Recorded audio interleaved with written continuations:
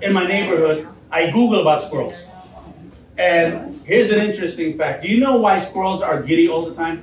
Why? It's because, don't. Thank you. Yeah, I need that for my segue. Thank you.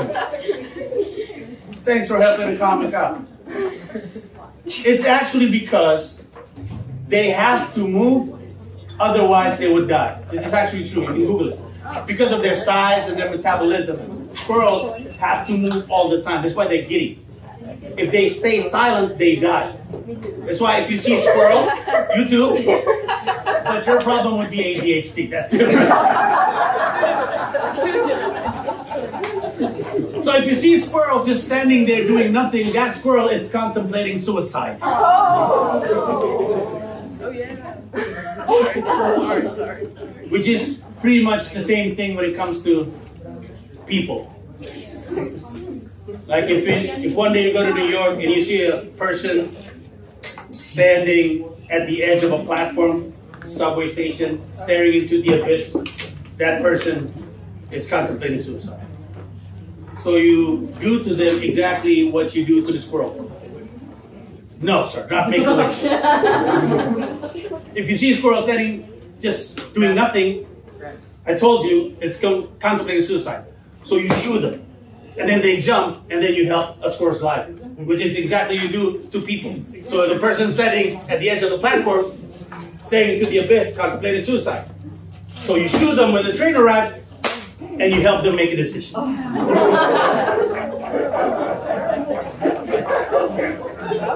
No. I know, at this point, somebody in the room is going to be thinking, are all Indonesians like him?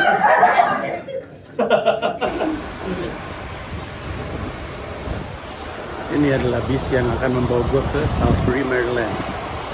Seperti apa Salisbury? Saya tidak tahu. Mari kita lihat sama-sama. Selamat datang di Dota di Weekly Vlog.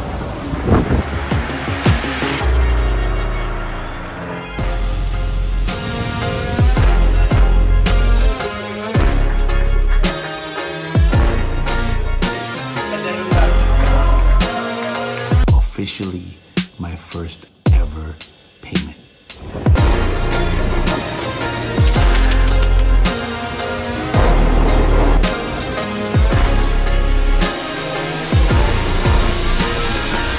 Thank you very much, everybody. Thank you. Give it up for everyone.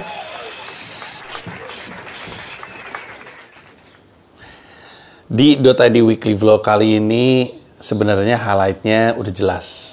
Kelanjutan 10,000 Hour Tour ke Salisbury, Maryland.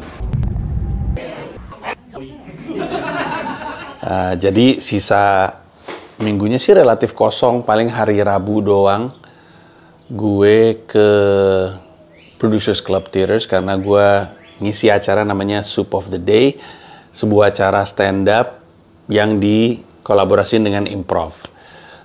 Dimintain tolong sama temen gue namanya Sean. Terus gue emang udah tahu dia setiap hari Rabu bikin acara di situ. Terus udah gue datang ke sana. Senin gak ngapa-ngapain, Selasa gak ngapa-ngapain, mesti di rumah aja santai. Terus Rabu berangkat naik kereta seperti biasa, nyampe sana stand up, cabut. Sesederhana itu, bener-bener. Dan penontonnya itu adalah grup improv yang akan ngisi juga. Jadi kurang lebihnya tuh mungkin ada sekitar, gue mau bilang ada 15 kali yang nonton. Tapi itu bukan penonton, itu orang-orang yang mau manggung improv. Jadi udah, gue manggung di depan mereka, gue cabut, terus improvnya pada mulai main, ya udah gue balik aja. Udah, terus udah gitu nggak ngapa-ngapain lagi. Kamis nggak ngapa-ngapain, Jumat nggak ngapa-ngapain, di rumah aja. Sabtunya saya berangkat. Nah, Sabtu itu gue pergi ke Salisbury naik bis. Salisbury ini adalah kota, nanti biar Adit kasih lihat ya. Adit kasih kayak orang-orangan Panji, terus gitu Panjinya geser dari New York ke Salisbury. Ke bawah pokoknya posisinya. Jadi kalau ini Queens, ke sini dulu, New Jersey, terus turun ke bawah gitu lah. Dan perjalanannya naik bis. Jadi gue dari sini naik bis Q27 dulu, nyambung naik kereta 7, terus nyambung lagi naik kereta F, terus nyampe Chinatown. Ketika nyampe Chinatown gue rada kepagian, dan karena gue berangkat jam 11, perjalanannya sampainya jam 4, gue pikir gue mending beli makanan dulu aja. Akhirnya gue mampir, ada sebuah cafe, namanya apa ya, gue lupa deh. Tapi gue nemuin sebuah makanan enak banget. Gue nanya, ini apa ya? Karena gue lihat dari luar ada kayak glazingnya gitu, glazing karamel gitu. Saya apapun yang ada karamelnya kan saya suka. Ini apaan ya? Terus orangnya juga bilang, it's like a croissant but it's round and it has glazed caramel over it. Terus saya beli ini deh gitu. Pas gue makan, saking sukanya gue samperin, saya beli satu lagi buat di jalan. Sambil beli kopi, terus udah gitu akhirnya gue jalan ke bus stopnya. Ketemu nih gue habisnya nih, yang nyetir orang Chinese gitu. Terus nomor kursi gue tuh 5B. Gue masuk, di kursi 5B ada orang. 5A-nya kosong, 5B-nya ada orang. Terus gue bilang, perempuan ibu-ibu kulit hitam gitu. Permisi, saya mau duduk di kursi ini gitu. Terus tiba-tiba dia ngoceh gitu. Ya soalnya itu nggak enak, terlalu nyender apa segala macam, beralasan gitulah. Terus orang-orang pada bilang, duduk di mana aja nak, bebas kok ini, nggak ada nomor kursi gitu. Terus gue males berdebat, malas ribet, malas rame, gue cuma pengen duduk di kursi gue. Karena gue tahu kalau misalkan gue terpaksa duduk semaunya, karena gue ngalah sama ini ibu-ibu, ketika gue duduk semaunya, ntar ada orang yang bilang, itu kursi gue. Langsung gue gimana? Mau pindah lagi? Atau gue menyuruh, lu cari kursi lain aja, ini, itu juga kursi gue. Malas gue ngurusan kayak gitu. Akhirnya gue pura-pura bego aja gitu. Mau itu kursinya diangkat deh, saya angkatin deh. Terus akhirnya, dan emang tuasnya agak nggak jelas gitu. Terus akhirnya gue angkatin, senderan dia naik. Terus dia sebenarnya agak males gitu. Dia agak canggung gitu. Terus ibu-ibu yang di belakang, duduk di mana aja, sayang. Bebas kok kursinya gitu. Terus ibu-ibu itu bilang, kenapa saya harus pindah? Kata dia gitu ibu-ibu itu. Jadi dia bete gitu sama gue. Ya gue mah pengennya di kursi gue sendiri kan. Akhirnya dia terpaksa duduk di kursi 5A, gue di kursi di 5B. Dan dia sepanjang perjalanan tuh kayak bete banget. Dan perjalanannya buat gue menarik ya. Karena gue nggak pernah ke luar kota Amerika naik bis, nggak tepat sih. Gue waktu itu pernah keluar kota Amerika gue pernah dari Washington DC ke New York, dan New York ke DC naik bis. Cuman nggak pernah ke pedesaan gitu loh. Gue nggak pernah ke area yang pedesaan gitu. Dan menurut gue menarik aja. Rasanya tuh kayak apa ya? Kayak naik bis ke Purwokerto kayaknya. Cuman bedanya adalah sepanjang perjalanan itu kebun jagung gitu, di mana-mana jagung. Terus ketika jalan menuju ke sana, gue nggak terlalu banyak, maksudnya gue nggak bisa tidur banget, nggak benar-benar bisa tidur. Jadi gue cuma bisa menikmati pemandangannya aja. Lucu banget ngelihat halaman luas, terus rumah, terus jarak antar rumahnya jauh gitu. Emang bener-bener ya gitu. Kayak kalau misalkan, ini mungkin nggak tepat ya, tapi kayak di kepala gue tuh kayak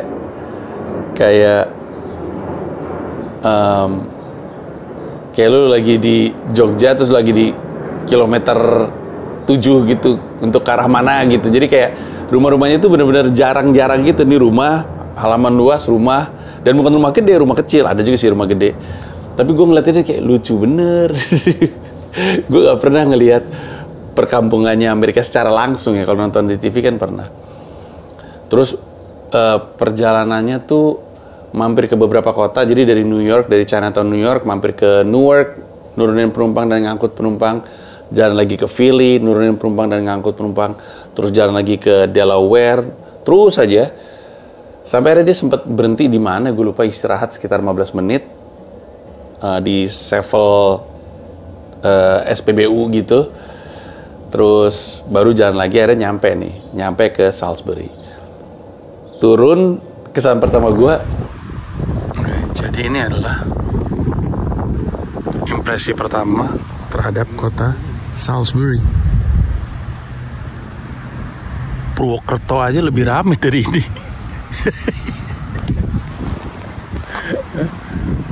Kocak ya. Udah nanti coba pas nanti dijemput, terus kita jalan, nanti kita lihat. Ini kota bangunannya jarang-jarang banget ya, luas banget. Aneh gitu ngeliatnya, karena gue nggak pernah ke kota kecil gitu. Semakin gue explore itu kota, semakin gue berkesimpulan ini tuh kayaknya bukan Purwokerto deh. Purwokerto aja masih lebih ramai daripada ini. Gue pikir-pikir nih kayak Blitar, tau nggak, kota yang ada makam Bung Karno-nya.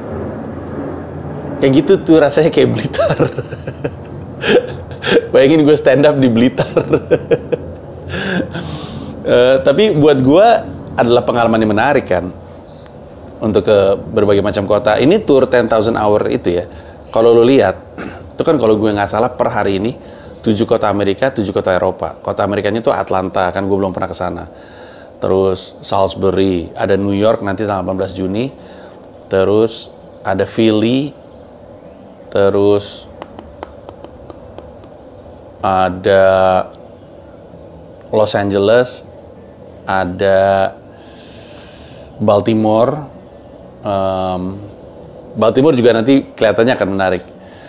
Dan kayaknya nih, gue nggak tahu jadi atau enggak, gue ada tawaran untuk datang ke kota, namanya kalau gue nggak salah ya, nama kotanya tuh Champaign, Illinois.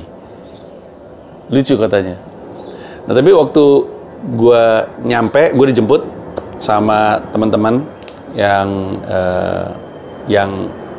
ngadain acara. Terus gue, jadi bisnya tuh terlambat, gara-garanya di tengah jalan tuh ada ibu-ibu kehilangan handphone. Jadi ibu-ibu itu, ini kejadiannya tuh cepet banget. Ibu-ibu itu teleponan. Gue masih ngeliat tuh dia pakai telepon. Saya nyampe di ini sebuah sevel apa, nenek-nenek lah, mungkin umurnya 70 gue rasa. Ya saya nyampe gini-gini nih. Udah nih, terus dia ke toilet, tasnya ditinggal. Terus gue nggak nyimak lagi. Terus dia balik, dia bilang handphonenya hilang. Nah, dia yakin banget ada yang nyuri handphonenya di bis. Tolong dong, dia nyuruh supir periksa dong semua handphone gitu. Pada titik itu, gue tuh sebenarnya pengen turun. Gue pengen ke Sevel, pengen beli cemilan.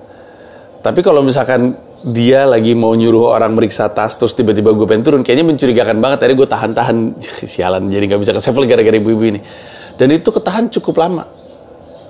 Karena si ibu ini ngomong minta tolong dong, jatuhin aja di lantai, nanti saya cari gitu. Ada orang yang, ini bu saya bantu teleponin handphonenya nyambung, tapi kayaknya nggak ada suaranya. Iya mungkin dia di silent gitu. Terus aduh ini gimana ini, saya mau janjian sama suami saya, bingung gitu. Terus ada lagi orang, boleh saya teleponin suaminya. Untung ibu itu hafal nomor, nah orang namanya juga orang lama ya, biasanya hafal nomor lakinya. Terus teleponin, terus janjian dan segala macam. Akhirnya ibu itu nyerah juga, ibu itu turun dan udah kami berkelanjutan. Dan si, ingat gak ibu-ibu di samping gue yang bete sepanjang perjalanan itu, di titik itu dia akhirnya pindah ke kursi kosong karena ada banyak kursi kosong. Terus dia bilang gini, ibu di sini nggak ada yang nyuri handphonenya gitu. Ya tapi pasti ada yang nyuri, soalnya saya ninggalin tas saya di sini. Terus ditanya sama itu, kenapa ditinggalin tasnya? Ya saya nggak tahu, saya kan cuma mau ke toilet doang gitu. Ya ibu jadi lama nih, kita semua ketunda nih. Galak banget ibu-ibu kata gue. Pokoknya intinya terlambat, harusnya gue nyampe jam 4, nyampenya jam 5 lebih, sementara jam 6.30 adalah acaranya. Jadi gue cuma nyampe, gue dijemput, terus dibawa ke hotel. Sampai hotel gue cuma naruh tas, terus ganti baju, terus langsung berangkat ke tempat. Sampailah gue ke si Iza ini, Iza Poke and Coffee. Tempatnya bagus, cantik. Gue suka ngelihat kedai kopi yang cantik gitu. Terus pas gue lihat, oke ini kapasitasnya seperti ini. Terus di jalan sempat ditanya, Mas Panji mau sound check atau enggak? Kata gue, ya nanti gue sound check lah, nanti kita nyampe dulu, nanti kita sound check. Pas gue sound check, gue udah ngeraba, ini soundnya nggak mumpuni. Karena, jadi mereka nggak punya kayak speaker monitor gitu, yang kayak ampli gitu. Adanya kayak disebutnya kalau di mobil tuh tweeter, tau nggak, yang speaker kecil gitu, taruhnya di pojok-pojok atas, biasanya untuk musik kelihatannya. Nah tapi terus disambungin sama si Irwan yang punya tempat, ke mikrofon yang sebenarnya mikrofon karaoke. Pas gua cek, pertama dia gema, ekonya karena ada tombol ekonya tuh, ekonya udah gua nolin, tapi tetap nggak ngangkat, secara power kurang, terus masih ada gemanya, dan speakernya di belakang. Kan kalau gua manggung kan harusnya speaker di depan ngadep ke penonton. Ini gua manggung speaker di belakang, ngarah ke penonton tapi dari belakang. Kuping kan gini bentuknya ya, kuping kan nggak kebalik, kuping harus nerima dari depan. Akhirnya nggak gitu jelas. Acara dimulai pas jam 6.30, terus tamu-tamu berdatangan, udah kelihatan kayaknya ujung-ujungnya tuh mungkin sekitar, gue mau bilang 90% itu orang Amerika, orang Salisbury. Nggak orang Amerika sih, ada orang Kenya juga, maksudnya bukan orang Indonesia lah. Ada juga orang Indonesianya, ada pasangan dari DC, dari KBRI. Terus ya udah, acara dimulai, gue tuh sempat ngomong pakai mikrofon. Ketika gue ngomong pakai mikrofon, Anybody know? Maybe anybody heard about Bali? Make some noise if you know Bali. Yeah. Alright. Yeah. Most people. Hang on. Do you think it's better if I use mic or without mic? What do you think? Without mic. Without mic. All right. Okay. No worries. All right. Make some noise one more time, everybody. Woo! All right. Let's do a cappella. No worries, let's do a cappella. Alright, okay, so. Udah akapela aja. Yang mana nggak masalah. Karena ketika gua ngeliat Iza Poken Sushi di Instagramnya, gua udah ngeraba, ini kalau misalnya audionya nggak oke, gua akapela aja. Karena untuk kami komika New York, stand up nggak pakai mikrofon tuh memang biasa gitu. Tapi tantangannya adalah di venue-nya. Kalau lu stand up di ruangan berkapasitas katakanlah 30, nggak pakai mikrofon nggak apa-apa, apalagi kalau lu punya diafragma yang baik seperti saya yang siaran dari tahun 2001, siaran radio. Tapi kita juga mesti mikirin venue-nya seperti apa. Kalau venue-nya sunyi nggak ada masalah. Kalau venue-nya kayak Iza Poken Coffee kemarin, a bit tricky, karena walaupun memang ruangannya kecil, tapi mereka tuh punya blender. Kalau kopi kan mungkin apa ya, bikin smoothie kali atau apa ya, atau apalah gue nggak tahu. Itu suka bunyi tuh, dan itu pinter-pinteran gue untuk ngalihin perhatian, karena gue nggak punya mikrofon untuk mendikte dan menutupi suaranya kan, hanya punya kemampuan oral gue aja. Berarti pinter-pinteran gue untuk tetap membuat penonton nempel ke gue.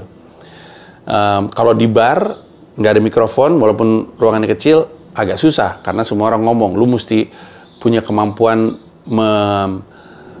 menarik perhatian penonton yang sangat-sangat baik. Dan itu kebetulan juga terjadi kemarin waktu gue ngisi di Bayside itu. Adit pasti masih ada klipnya karena belum lama yang lalu. Gue ngisi di The Yeah Brothers Comedy Club yang di Bayside, yang di episode tersebut gue cerita mic-nya mati. Jadi gue mesti stand up di bar, dan itu kapasitasnya lebih gede lagi bahkan, tanpa mikrofon. Dan untung saya pecah. Seperti yang gue cerita di episode tersebut, tadinya orang agak dapat perhatian gue, kedengaran mereka ngomong, terus lama-lama mereka nggak ngomong karena semuanya sama, termasuk sama yang di bar tuh pada merhatiin ke gue. Jadi nggak ada masalah ketika bangun di Salisbury. Masalahnya tuh mulai berasa sama gue tuh ketika gue mulai stand up. Di mata gue sebagai komika kawakan ya, itu kan gue kan kerjanya kan scanning yang nonton. Di mata gue tuh muda sampai tua. Kasat mata kelihatan ada remaja sama ada aki-aki dan nini-nini gitu. Di mata gue kelihatan. Terus gue mulai stand up nih. Gue mulai stand up, beat pertama gue dapat cengos istilah dalam bahasa gitu. Beat kedua sama, beat ketiga sama. Makanya awalnya tuh nggak terlalu, dan mungkin karena orang masih pada mesen dan bolak-balik gitu, nggak terlalu kena. Gue inget banget di kepala gue tuh gue sempat mikir, wah ini bakal jadi set anyep yang panjang. Karena gue tahu set gue di atas 45 kan. I'm like, fuck you. Laughing at my pain. Wah, ini bakal jadi set anyep yang panjang. Tapi sebagai profesional ya kita kan push through aja ya, kita jalan aja. Beruntung, entah karena kualitas joke gue, yang memang kan lagi pengen dites ya, apakah dia bekerja dengan baik di seluruh Amerika. Antara kualitas joke gue, atau kemampuan gue sebagai seorang pemanggung, pelan-pelan, orang udah mulai nempel. Joke mulai kena, ketawa mulai gede terus, dan akhirnya larut, lupa. Selesai sejam gue manggung. Dan itu adalah set terpanjang gue. Kemarin kan waktu di Singapura kan 45 menit pakai riffing, ini sekarang sejam pakai riffing, pakai crowd work. Dan secara umum gue happy karena gue dapat apa yang gue cari. Gue bisa ngetes joke gue yang gue kembangin 2 tahunan lebih di New York, tapi di luar kota New York. Gue juga happy karena gue bisa ngetes ini di Salisbury, yang mana menarik sekali secara komposisi, karena di tengah-tengah set gue sadar ternyata age gap-nya itu luas tapi bolong di tengah. Yang nonton tuh anak SMA sampai keluarga. Kuliah justru nggak ada karena lagi libur. Si Iza Poke Coffee itu ada di kayak komplek ruko gitu. Di samping-sampingnya juga ada kayak businesses gitu. Di atasnya tuh dorm. Di atasnya tuh sebenarnya mahasiswa. Tapi mahasiswanya pada nggak ada karena lagi pada libur. Jadi yang datang situ adalah anak SMA. Teman-temannya Banyu, anaknya Citra sama Irwan. Dan tamu-tamu langganannya Iza Poke yang emang adalah keluarga di situ. Iza Poke Coffee yang emang keluarga di situ. Jadi di sebelah sini ada pasangannya udah nikah lama. Di depan gue tuh ada kakek nenek, anaknya, dan suaminya, dan cucunya. Jadi 3 generasi. Cucu 2 cowok, suami istri, dan orang tuanya mereka. Alhasil, joke gue itu yang gue bawakan di 10,000 Hour itu tuh ada kena nggak kenanya, terutama ketika udah mulai ngomongin yang agak-agak kontroversial dan agak-agak jorok. Yang jorok-jorok, yang agak porno-porno, kan gue ada materi yang down to fuck, big dick energy. Itu tuh ketawanya tuh ketawa canggung. Kenapa? Karena yang anak-anak SMA canggung mau ketawa, mereka tuh ketawa kayak, gue boleh ketawa nggak ya? Gitu, jadi mereka kayak ngumpul sendiri. Yang dewasa juga mau ketawa canggung karena ada anak-anak mereka juga. Ini banyak anak-anak SMA ini adalah murid dari seorang guru yang ada di situ. Jadi di situ ada guru yang ngajar musik, ngajar teater, ngajar nyanyi gitu-gitu. Jadi ini materi jorok, ketawa nggak ya gue? Ada gurunya ketawa nggak gue ya? Ada murid gue gitu. Jadi agak susah gitu. Justru yang mahasiswanya yang umur mungkin 17 sampai atau 16 sampai 17 lah ya, 17 sampai 21-nya 22 tuh nggak ada. Bahkan kalau boleh gua ngukur kayaknya dari 17 sampai 28 kayaknya. Sisanya pada di atas semua. Jadi itu kosong. Bahkan gua ada satu joke ya tentang school shooting. Pas gue lempar tuh nggak terlalu kena. Di akhir acara si kakek-kakek itu nyamperin gue, tapi dia muji sepanjang acara, bagus lu, lucu segala macam. Tapi setelah itu dia nyamperin gue bilang, gue mau ngasih tahu satu hal aja. Sudah nanya, lu tahu nggak nih tulisannya apa? Perasaan gue udah nggak enak. Lu tahu kan bapak-bapak yang, Anda tahu nggak saya siapa gitu loh? Tahu kan? Dia tuh ada vibe gitu, dia bilang, tahu nggak nih tulisannya apa? Singkatan gitu, NSAA apa gitu. Terus gue nanya, I don't know sir, what is it? It's a National School apa Association. Intinya dia mewakili pihak pendidikan sekolah. Terus dia bilang, joke lu soal school shooting di sini sensitif. Kalau di New York mungkin bisa oke lah, dia bilang kayak gitu. Tapi ini Salisbury. Lu stand up di depan anak-anak SMA tuh, dan ada guru-guru juga. Terus gue bilang, oh ya terima kasih udah ngingetin. Tapi gue nggak tersinggung sama si bapak, karena bapak itu baik dan bapak itu memang pengen ngingetin. Dan dari posisi gue, inilah alasan gue atur untuk pengen ngeraba. Dan buat gue menarik bisa bawa set gue ke Salisbury yang ibarat kata Blitar gitu ya, dan bekerja dengan baik. lu bisa lihat rekamannya. Rekaman itunya seperti biasa gue taruh untuk member kan.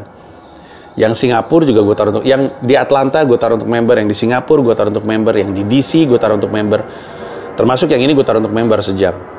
Jadi lu bisa lihat, karena toh nanti ketika gue bikin kontennya yang pas di LA, pasti itu udah fully developed dan produksinya udah beda. Dan lu bisa lihat itu, bahwa ada masanya, ada ketika udah mulai jalan seperempat, ke belakang tuh engagementnya tuh tinggi gitu, nempel, mereka ikut ketawa, pecah terus. Ada bapak-bapak yang ketawa sambil geleng-geleng, gue bilang, aduh bapak lucu banget responnya gitu. Jadi, gue sih happy, karena buat gue, pertunjukan kemarin sukses. Dengan set tersebut, gue sekarang tahu bekerja di Atlanta, bekerja di Singapura, bekerja di Salisbury, itu 3 beda semua. Di New York udah jelas kan? New York udah jelas karena gue kemarin di situ. Atlanta kota yang berbeda, kena di situ. Singapura, Southeast Asia, kena di situ. Salisbury, Amerika Serikat tapi ya Blitar, itu juga bekerja dengan baik. Jadi gue happy. Gue bawa set di sebuah kota yang relatif konservatif, menurut gue. Kotanya tenang dan damai sekali. Semua orang kenal semua orang, baik. Kayaknya itu kota, I think it's a red state. I don't know if it's a red state or a blue state. Blue kan Demokrat, red itu Republican. Gue inget joke pertama gue yang soal Indonesia is so peaceful. Barack Obama spent his childhood there. It's so beautiful. Donald Trump goes there to play golf, and it's so far away. Joe Biden probably won't survive the trip. Responnya tuh, gitu dari penontonnya. Belakangan gue tahu ternyata Joe Biden rutin ke situ karena punya rumah, apa tinggal di situ, apa orang situ gitu, akam sih. Lupa gue. Tapi kan yang kayak gitu-gitu kan yang kita cari dari turnya. Maksud gue, kalau lu punya set ya, dia bekerja dengan baik di New York dan bekerja dengan baik di Salisbury, kita tahu bahwa kita punya set yang bagus gitu, bisa dipakai di mana-mana. Jadi nggak sabar sih gue untuk keliling-keliling karena perjalanan masih panjang, termasuk ini nanti kan Juni nih, 18 Juni di New York, Juli gue di Cleveland, terus Agustus gue di Bali tanggal 24, lalu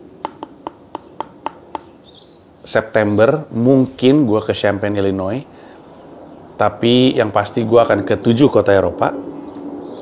Paris, Brussels, Amsterdam, Köln, Almer, Berlin, Stuttgart. 7. Dan gak sabar karena semuanya kan syaratnya sama ya. Lebih banyak orang bule atau daripada Indonesianya. Atau setidaknya 50-50% lah. Jadi pengen lihat seperti apa ntar keadaannya. Setelah gue manggung, gue berterima kasih sama semuanya gue samperin, thank you for coming out. Terus gue sempat wawancara beberapa orang dan nanya gimana pendapat mereka. Di antara yang gue wawancara, ada satu anak muda, anak SMA, kulit hitam yang gue tanya, dia ketawa mulu sepanjang acara, dia dapat semua joke gue. My name's Joseph. Joseph, you study here? No, I just graduated. Oh, you just graduated? High school, yeah. All right, so how do you like the show? Dude, the show is like very unhinged, you know. Like some people didn't get it, but like I got most of them. So that's Thank you. I saw your reactions, and every joke I have, it hits with you.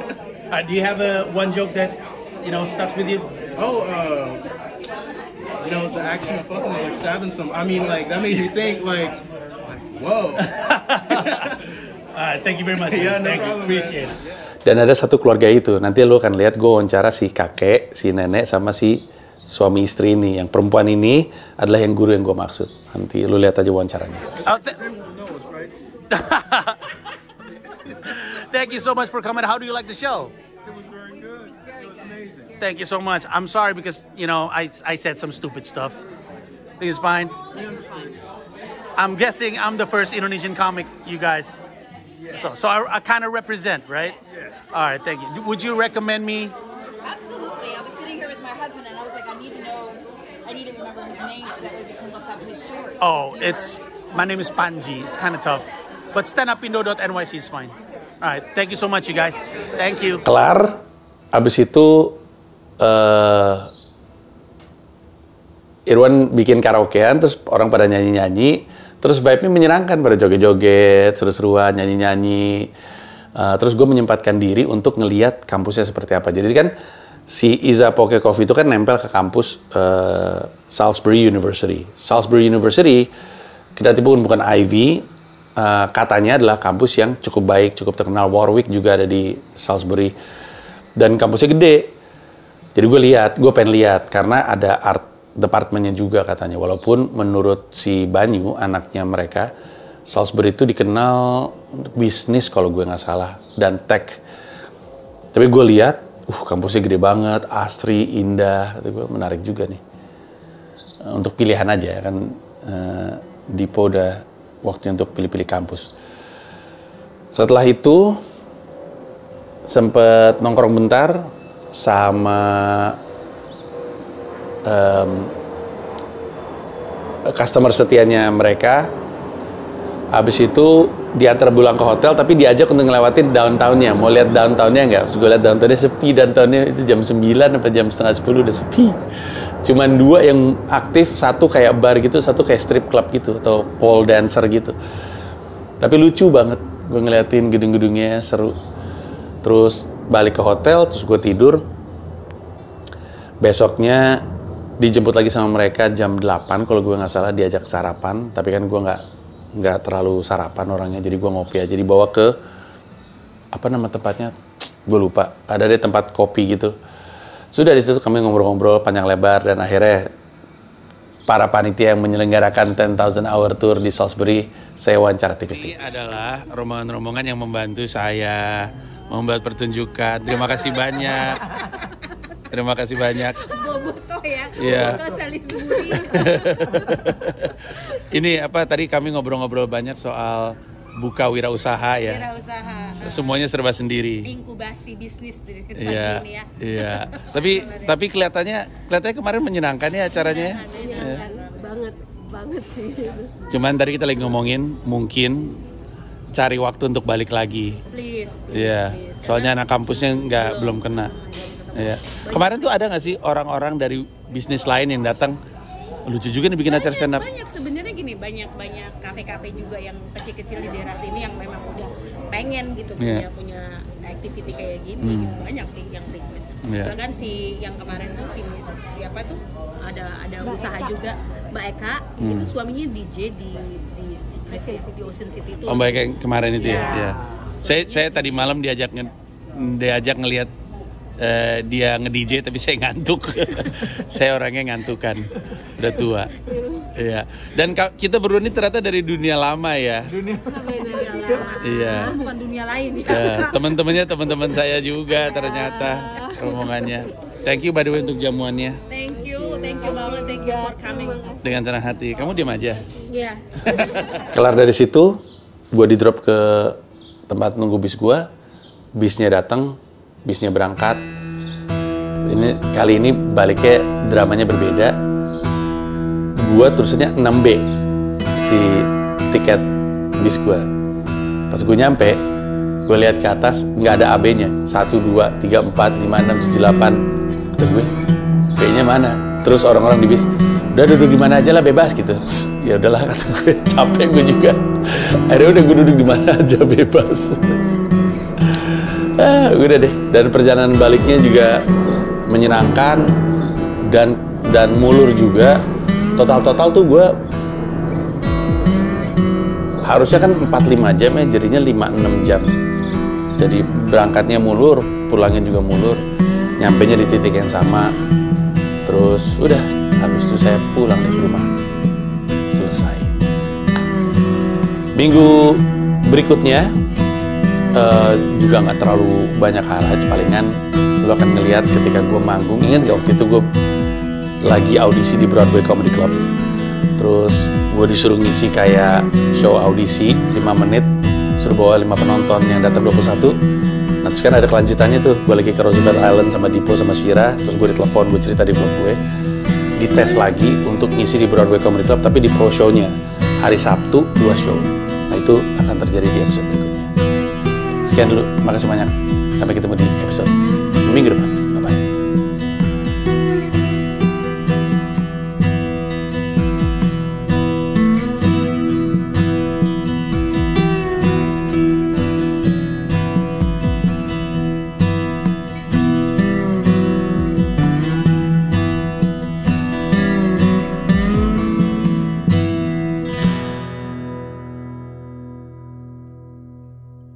Terima kasih banyak udah nonton video ini sampai akhir. Mau mengingatkan saja bahwa seluruh video gue stand up di New York City bisa lu akses dengan menjadi member YouTube gue.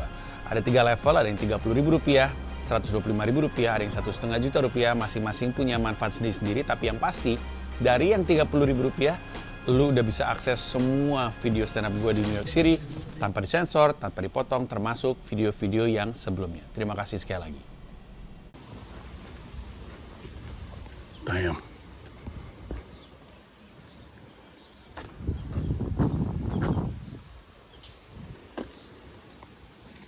Nyaris banget kena mobil BMW.